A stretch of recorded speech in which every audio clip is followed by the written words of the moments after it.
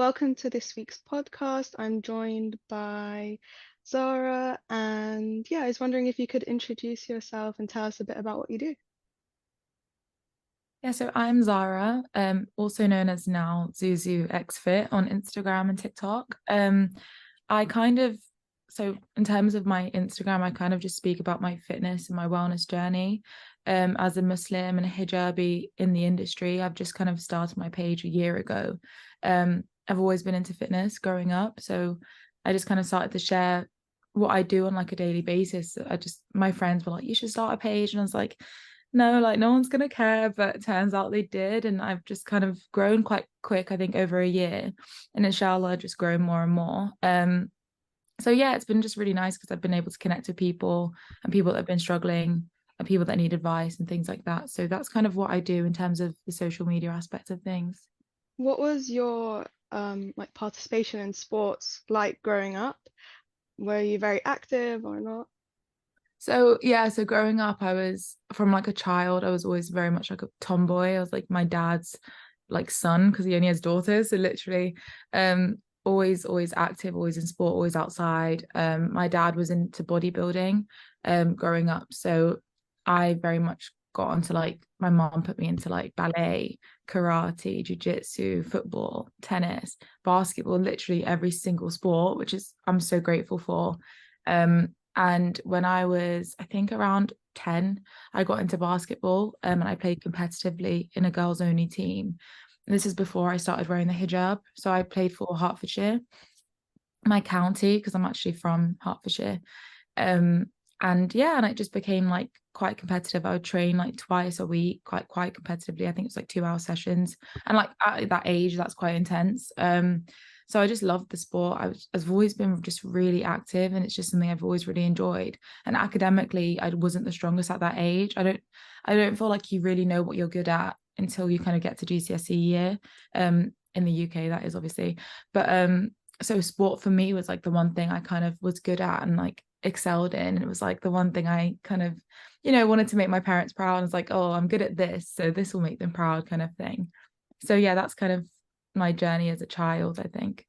And I think a lot of people I've spoken to about sports, they say that the competitive nature of it is what they love about it and what drove them to keep going with it because you can keep building and improving on it. Definitely. And I do think that's the case as well for me. For me, like I was always really into team sports. So I played like netball, and like a lot of it was school based as well. So I would do like all the kind of school sports. Even ended up doing GCSE PE. So I just loved being active, and I always thought I'd be like a do something in kind of sports as I grew up. Like I was like, oh, I'll be in like, I don't know, physio or something like that. I just thought especially when I did GCSE PE, for me, it was kind of like, it's just what I enjoy. And I was always good at it. Like I picked like things up really quickly, like skateboarding, rollerblading, ice skating. Like I was that kind of person that didn't really need like a lesson. I would just kind of like be able to do it, which not many people can say. And I think that's the one thing I really had going for me. And I really loved as a child because it was kind of just like, this is my thing. And my sister was always kind of like the artsy mathematics. Like she was very much a STEM student, and I wasn't at all. So I struggled to kind of figure out what I was good at or I excelled in. And for me, it was sport until I got to around 16, 17. I found out I was actually good at I did like academics. I just, needed to find what I enjoyed. So yeah, and I think I was just very active, and I just needed somewhere to let out that kind of energy. And also in terms of a team building, I think I really enjoyed making friends. I'm quite a sociable person. So kind of having that, you know, in like a team, you work with the team, you work as a team. It's just a nice way to meet people as well. It's easy to relate to them as well and connect. Such a good way to Definitely. socialize. Yeah, definitely. Were you ever like, did you ever go to your parents and say, I want to pursue a career in sports? Because I know for me, whenever I'd mention fashion, arts, or sports, they'd say, is that going to have a stable income? But I know today, with sponsors and there's so many growing communities in sports, it's different. Did you ever face any like difficulty in convincing the people around you that this is a career that you could go? do? So for me, I think the competitive nature stopped before I was ever thinking about kind of career. So it was never something I really thought of, like in that sense, if I'm honest. When I played basketball, I was 12, it was like the under 16s. So when I actually started to wear the hijab, I stopped playing basketball, playing very non-diverse, non-ethnic minority area. Like it was, very English area that I was from. So my basketball team was, fully white. I was the only ethnic minority person there. They didn't know that until I started putting the hijab on, and I just didn't want to go back. It was very much like, I think I was like 13 or 12, I don't know. And I was just like, there's no way I'm walking back on the court with a hijab on. Um, so I was just like, they're gonna judge me. I'm so embarrassed. And Did they ever even though judge I you? love well, I never actually went back, which is a huge regret, like to be honest. Yeah, it's a massive regret. I speak about it on my page as well. My mum was like, you can wear like leggings underneath or a long sleeve top, it's fine. And the suit was like the kit is literally so baggy. Like I don't know if you've ever seen like NBA or anything. Like it is very baggy and it can be modest if you try to make it modest. But back then there was no kind of influence for me. There was no one to look up to in sport as a hijabi. So I was very much like, no, like I started a new school, so if it was fine because a fresh new start, that was okay. Um, but I really lost kind of that identity of something I really enjoyed and let my kind of energy out, let any frustrations out. That thing that I was good at, I kind of lost. And then when I became a hijabi, obviously I hit puberty. I I started obviously to gain weight because I wasn't actively training, but I was still eating the same as I was before. So all of these things kind of brought me into more like of a mental health struggle as a teen. So like in my 14, 15, I'd say, um, which is quite young. And it feels so strange speaking about it now because I'm like, wow, I was just a child. But yes, that's definitely something. And every time I did try and go back to basketball competitively, I lost that endurance, that stamina, because I obviously stopped training for so long. Um, but my old coach did come to the new school and was like, we see something in you. Do you want to try again? Kind of thing. And I was like, it was just not the same. Like I just didn't have that same fitness level. Especially after gaining like a bit of weight as well. Like my fitness was never the same. And it was almost like I could have probably gone back and got that fitness back, but I just didn't have the education about it. Like, my parents just kind of saw it as a hobby. So it was never in the stage of like, this is going to be a career, make something out of it. But all my team, like a lot of them went on to play for England. Um, so it could have been like a great opportunity for me. And I do have so many regrets. And now, if I could go back, 100% I would, and I would have stuck with it. But everything happens for a reason. And that's like a really big reason as to why I kind of started my page as well, just so that like we shouldn't be scared to kind of take up space just because we wear a headscarf or because we have a specific religion or, it's a massive regret. But, we can't dwell on the past too No, much. but it's good because it can be inspiring for young girls as well. Especially I know a lot of them who, they're so passionate about playing football, but then as well now they've come to put on the headscarf and they can't envision themselves going professional and playing on a, in a team wearing Yeah. a headscarf because they've never seen that done before. I mean, 100. even with swimming, like, you Yeah. can do it independently, but then when you're trying to envision yourself going professional, Not place there's there. not enough representation. It can be very No, difficult. yeah, I think so. And I think back then, like now I see obviously more fitness influencers. You have like people for Gymshark, Nike, you see all these kind of things, and it's really inspiring and it's really nice now. Because if I had that as a child, I could have looked up to that and been like, I can be the first basketball hijabi player or something like that. But it was just that fear. Whereas now, like obviously I'm 25 now, that was a long time ago. So I think now I'm like, I don't care. Like I don't really care what people think, but I've that maturity has come with time. And it definitely at the age of 12, like of course everyone's gonna have it then. I was just a child. So I do look back, I'm like, it was a huge regret, but it's also I don't blame her either because there was not a space for us. So there and slowly, we're only just seeing that now. But how long has it been for us to just be seeing that? So inshallah with time we'll see it more. But yeah, definitely hope that more girls feel more comfortable like going in competitive sport 100%.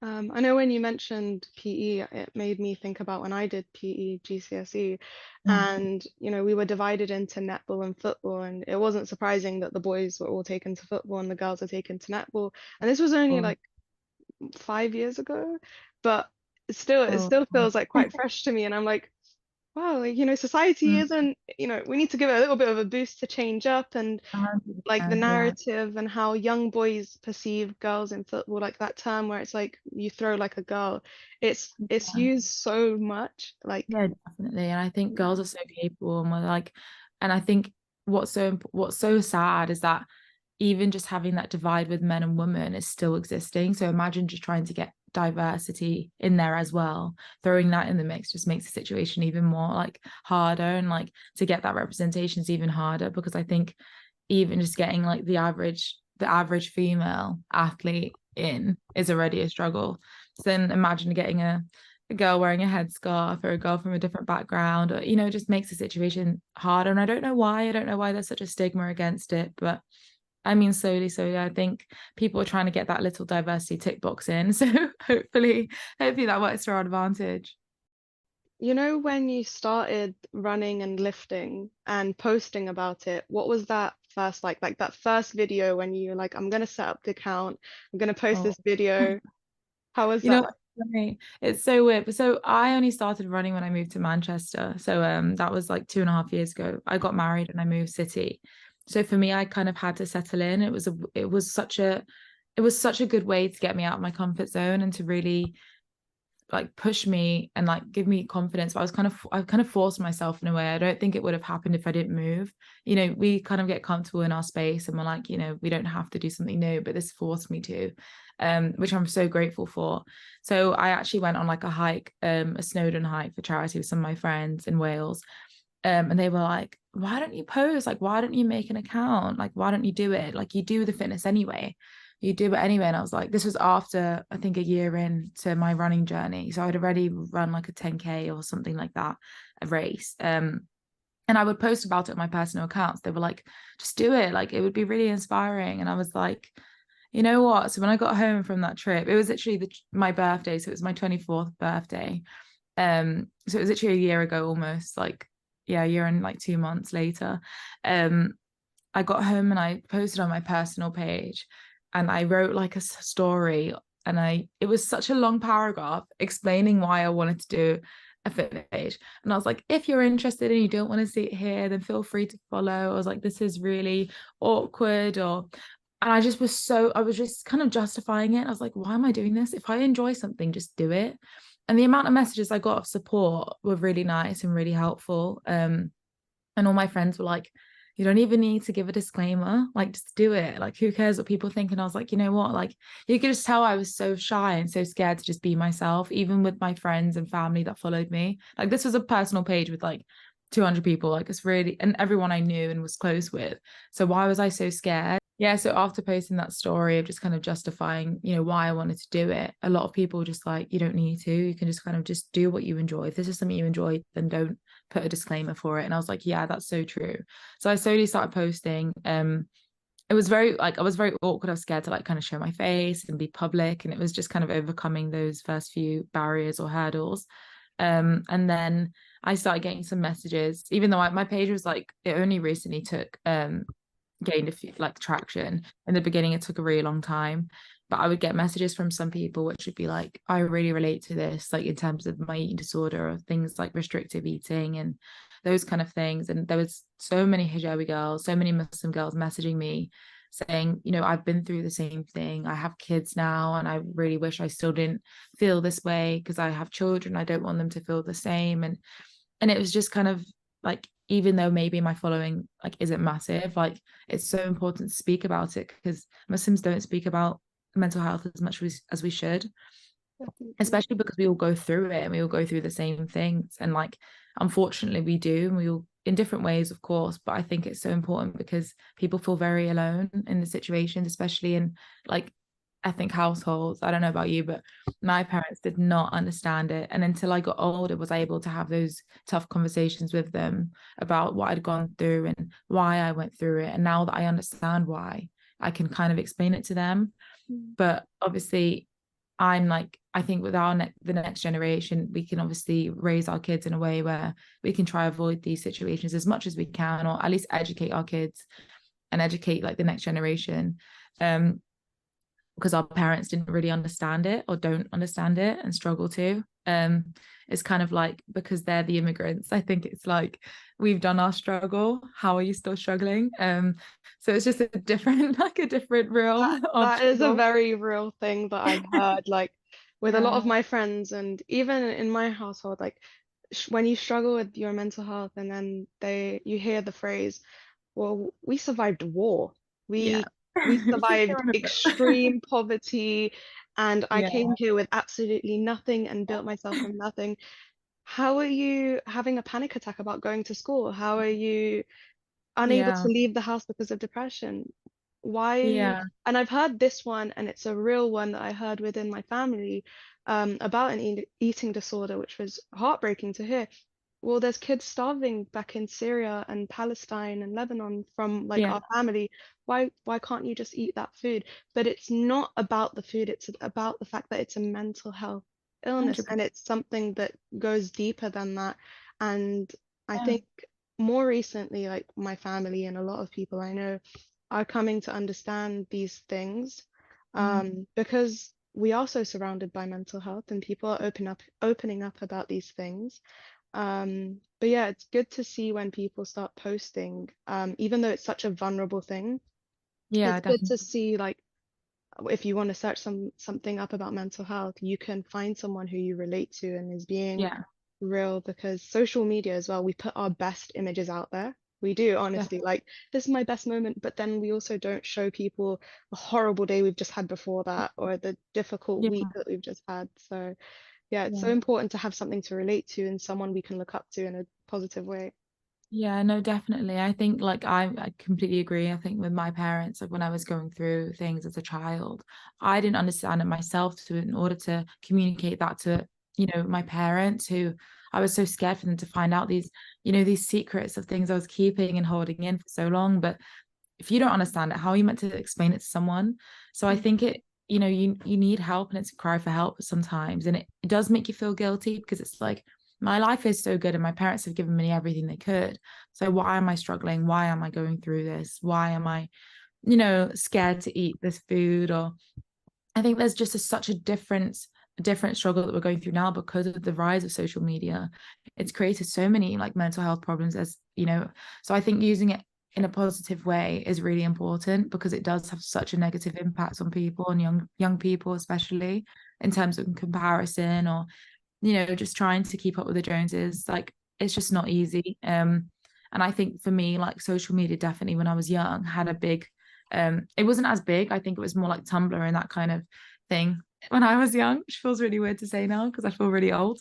Um, but it was very toxic, and there was, eating disorder websites, and obviously maybe you need to put a trigger warning for these kind of things, but it was just really bad. And I just remember the things that I would go on or find online to just feed into this disease that I had. And I didn't realize I had it, but it was kind of like you kind of wallow in the sadness, or kind of enjoy this disease. It's so strange. It won't sound normal to anyone that has never gone through it, but I think a lot of girls will relate to it. And it's just like not really wanting help because you're kind of content in this sadness. It's such a strange feeling, but yeah, now that I've like speak about it so openly, it's so interesting. As I look back, and it's like I'm a completely different person. I'm really able to separate myself from that person. So that's why I'm so comfortable speaking about it, because like you need to. So many people still aren't aware. And when I really did have those hard conversations, like with my dad, for example, not too long ago, he was really just like wow, like like this is, and I had no idea. And he kind of felt guilty, of course, but I mean, you can't blame your parents. They're just learning too, and they're living life for the first time also. Um, so yeah, I don't know if I just rambled off completely, so No, no. apologies, I do I that. think, when you were saying that you go and you keep scrolling, or like you see these things that keep popping up, there is a big thing with algorithms, and algorithms, sending you down this path of just, you Wow. know, I guess if I'm feeling sad as well and I've liked a video where it has a sad song and then I scroll to the next one, it just keeps getting worse and worse and sadder and like Oh, definitely. I yeah. think in terms of social media now, I think it is very much censored. Before it wasn't. Now, like you can't really find too much on. There probably is. There probably, I'm sure people have found loopholes, I mean, but Mm, it definitely is way more censored. But I do agree. And I think this whole people showing their best side or like celebrities and influencers living really, you know, the lives that we can never ever live up to, and it's not real life. And I think it's so important to catch yourself when you notice yourself comparing to something that's not real, or a beauty standard that is not real. Or there's Ozempic now, and there's like all these things. There's Facetune and videos.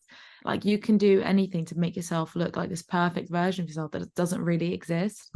And it's so important for young people who are so, they can, I don't know what the word is, but they're so like maybe not moldable. educated enough. Or yeah, Yeah. exactly. So they it affects them so much more because they haven't they're going through that now. Yeah. They're going through those hard times now, and they're comparing, and they're thinking they're not worthy or they're not good enough for this or that. And I think it's so much harder now because social media is blown up how it has.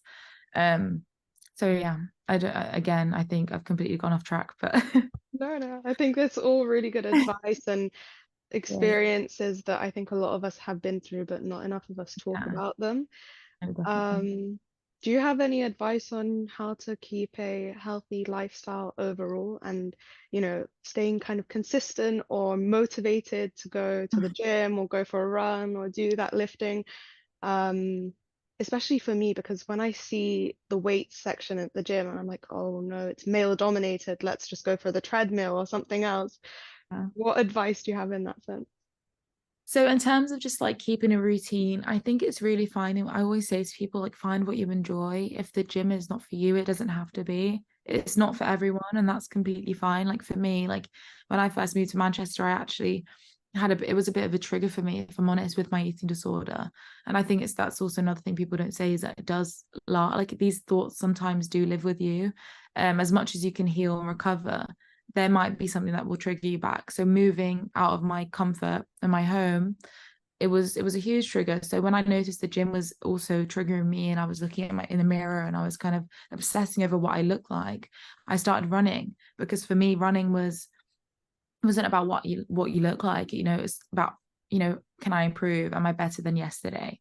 And like I remember finishing like my first 3K and being so proud of myself, and like that consistency now has really paid off because it's 2 years in, and I've run a marathon. I have a half marathon. I'm doing two half marathon. I've done one, and I'm doing a second half marathon in October this year. Yeah, so it's just like that kind of consistency. It's just comes with when you enjoy something and you want to be better at something for yourself, and not to prove a point to others, not to post on social media, but to also be proud of yourself and show others, if I can do it, so can you, kind of thing.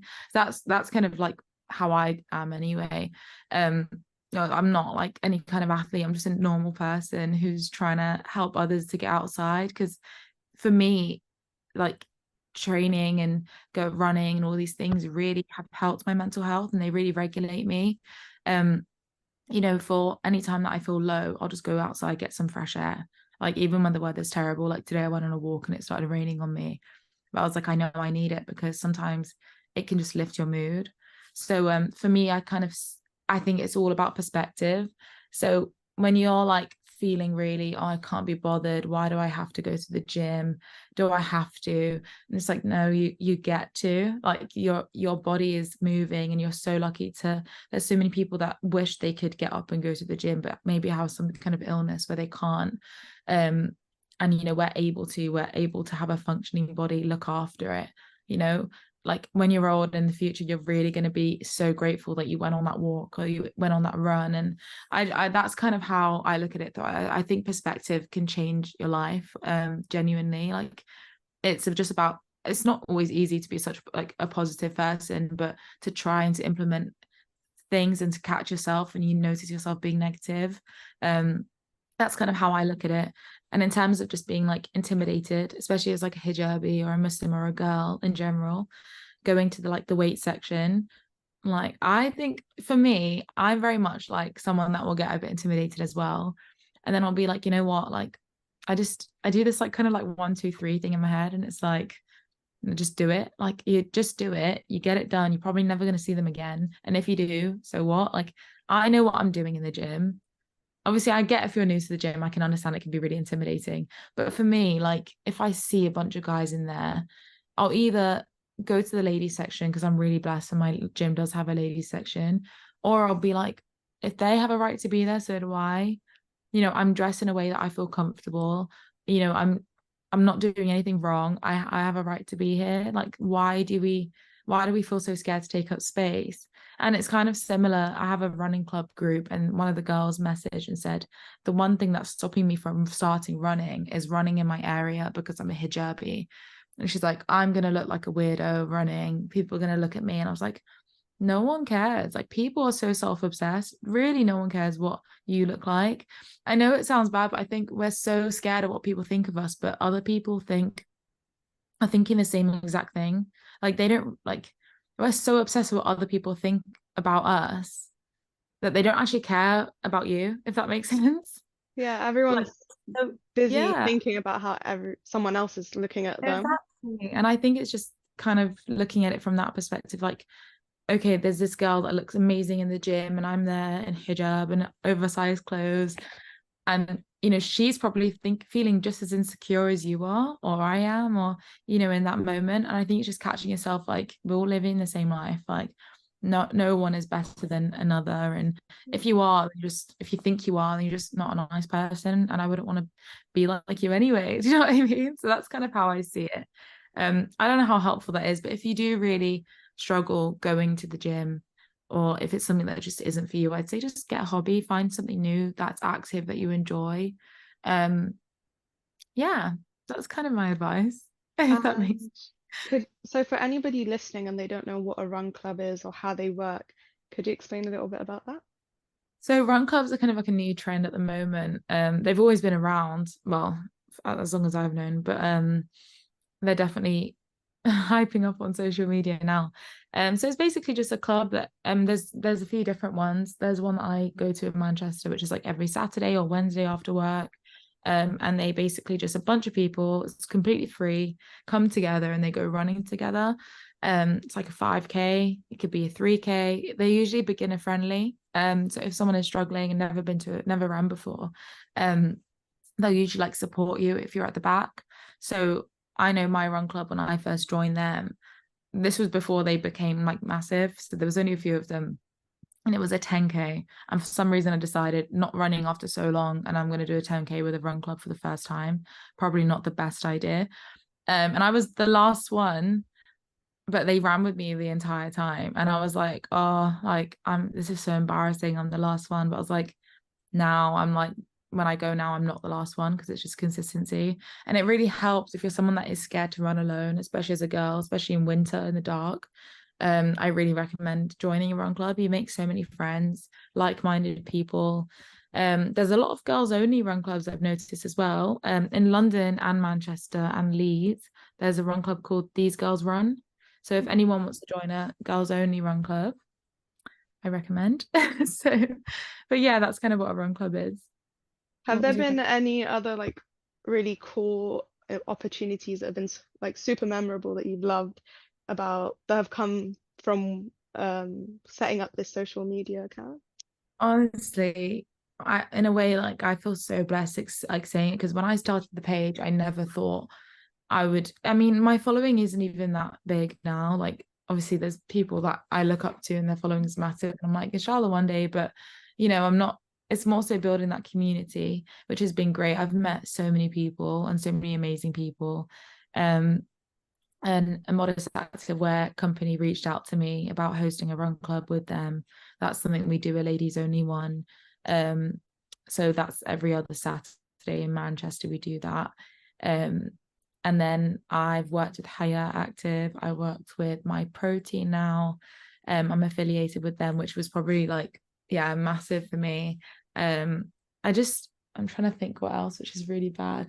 Oh, Velafor, a few running like companies and stuff. And it's just great, like trying out their products and seeing how they kind of help me. on my journey as well. So it is great. It's just, yeah, it's amazing. I never thought companies would ever reach out to me, but I think they're like, we like your content. I'm like, well, thank you. So yeah, so it's just been a really great opportunity, and I'm so glad I started. Yeah, I think there is so much that comes with sports that nobody ever thinks about, like the opportunities and the people you can work with, and it's such a like massive space that is like the potential is endless. Words of advice or anything anyone can look out for from your social media accounts in the Yeah, future. just hopefully, I don't know, I don't have anything in the books now. I am thinking maybe of hosting some kind of ladies only event maybe soon. So I would love to see people there supporting, but that's kind of the only thing really that at the moment I'm thinking of. But there's always going to be something in the books, 100%. Just as I grow, hopefully more and more. But to be honest, I just love building a community, and I think just getting to know more girls and more people that follow me and like are inspired. I think that's, if I can even inspire one person or get one person to go to the gym for the first time, or one person to go on a run for the first time, and that for me is like crazy. Like I'm like, me, just me. Like, I have that kind of level of influence is great, because I think as long as I'm doing something in a positive way, that's all that's really important to me. And that's kind of why I started it. So yeah, that's it really. But It's, thank you for having me anyway. thank you for joining me today.